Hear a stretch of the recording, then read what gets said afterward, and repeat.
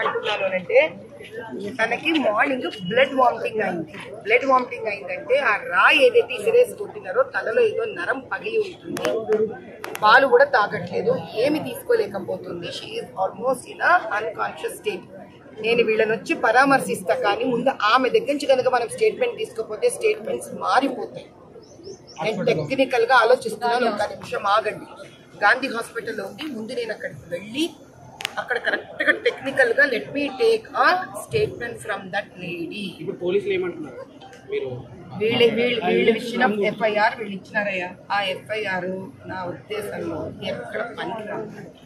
ఏ section copy కూడా ఉంది. Copy ఏ section లో పెట్టారు మేడం? అందులో అటెంప్ట్ మర్డర్ పెట్టలేదు. ఎస్సీ ఎస్టీ ఆడ మనిషిని ఆడవాళ్ళని కొట్టి వాళ్ళని హరాస్ చేస్తున్నది పెట్టలేదు. అది క్లియర్ గా హనుమాన్ చాలీసా చదువుతుంటే ముస్లిం మాబ్ అటాక్, కమ్యూనల్ అటాక్ పెట్టలేదు వీళ్ళు. ఒక్క నిమిషం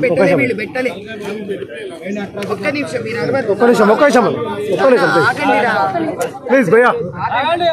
మేడం చెప్పండి.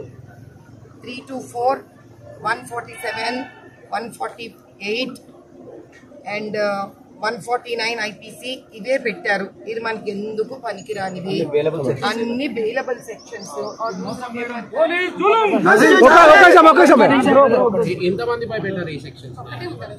కాదు, మా వాళ్ళు ఒక పేపర్ రాశారు, మన వాళ్ళు రాసిన పేపర్. అసలు లెక్క ప్రకారం ఇప్పుడే నేను ఫోన్ లో లాయర్ తో మాట్లాడాను. వాళ్ళ ఉద్దేశంలో very clearly 109 attempt to murder, 105 punishment for homicide not amounting to murder. ఎందుకంటే ఒక అమ్మాయి అందులో కడుపుతో ఉంది పాపం.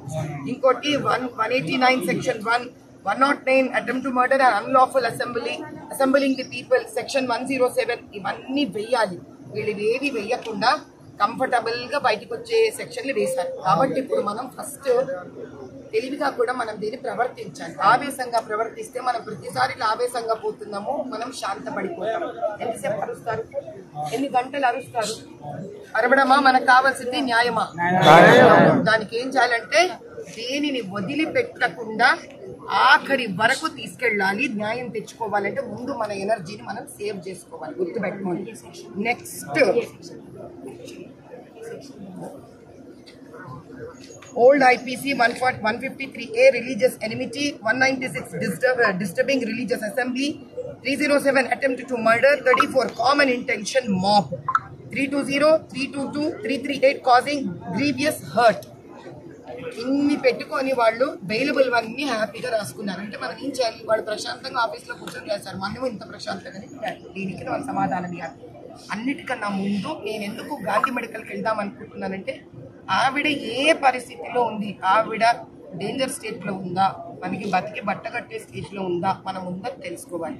ఆవిడ దగ్గర నుంచి స్టేట్మెంట్ ఇంపార్టెంట్ మనకి. కాబట్టి let us take first statement from her. మీడియాని అక్కడ తెచ్చుకుందాం. దీన్ని ఒక్కసారైనా ఓపిక్గా తెలివిగా ఓపెన్ చేద్దాం స్టోరీ.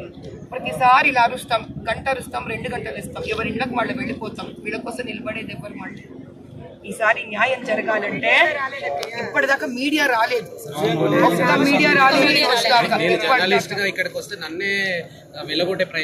అది ఒక్క మనిషి వచ్చాడు ఇక్కడ. కాబట్టి మీరు ఉండే 20 ఫోన్లు 20 లక్షల ఫోన్ల కింద మారాలి.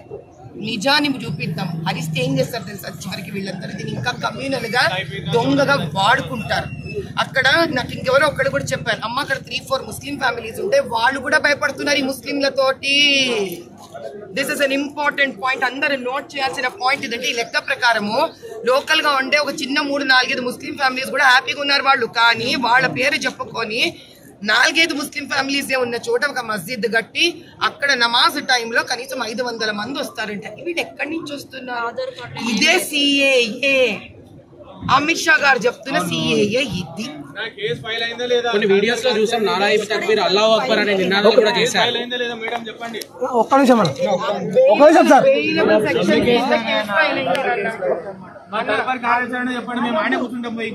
ఏం చేస్తారంటే మనం చేయాల్సిన రెండు ఉన్నాయి. ఒకటి, కొంతమంది వెళ్ళి దెబ్బ తగిలిన వాళ్ళ దగ్గర ఉంటాయి, ఎందుకంటే వాళ్ళకి మనం ఒక ఓదార్పు నేను ఇప్పుడు గాంధీ హాస్పిటల్కి వెళ్తున్నాను.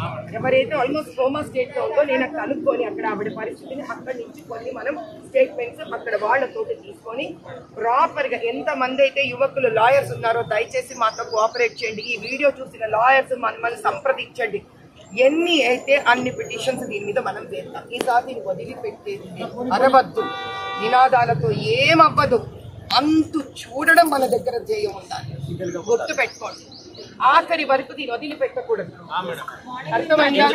వీడియో చూసాము, నిన్న దాడి చేసే సమయంలో అవును, ఆ మాట అంటేనే కదా మీరు జై శ్రీరామ్ అరుస్తారు. అది వాళ్ళ తెలివి. అర్థమైతుందా? మిమ్మల్ని రెచ్చగొడుతున్నారు వాళ్ళు.